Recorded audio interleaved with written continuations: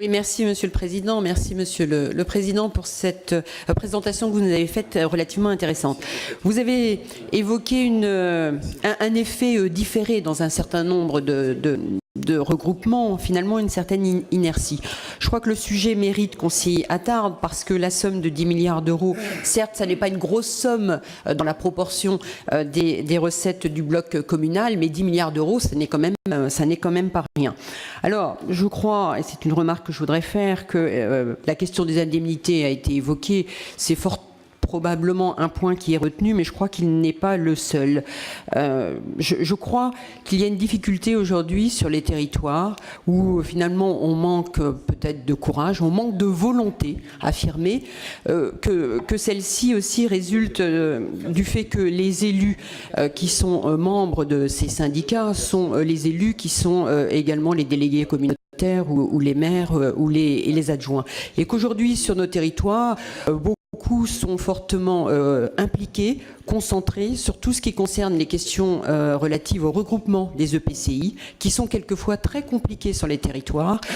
Nous avons eu dans certaines situations des regroupements au 1er janvier 2014, d'autres regroupements au 1er janvier 2017, et que sur certains regroupements, il y a beaucoup d'énergie déployée et que cette énergie, elle est concentrée sur toutes les questions qui concernent les regroupements de PCI.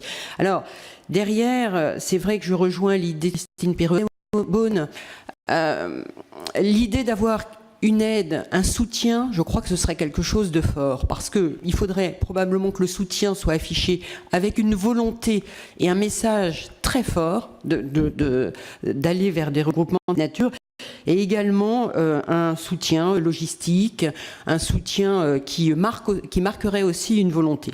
Et derrière cette remarque, je voudrais vous poser une question, puisque vous faites état, en page 87, dans le cadre des outils financiers dont vous faites la promotion, qui sont les fonds de concours, qui peuvent être des outils intéressants à apporter pour répondre aux différentes difficultés qui peuvent exister, notamment lorsqu'on a des outils qui ont été mal entretenus, qui concernent certaines communes, de les rapporter dans une EPCI où d'autres communes auraient contribué à entretenir. Donc, est-ce que vous avez des statistiques sur l'utilisation de ces fonds de concours dans les syndicats, dans les EPCI? Est-ce que c'est quelque chose qui est fortement utilisé ou qui ne l'est pas? Est-ce que vous avez des éléments pour nous éclairer? Merci.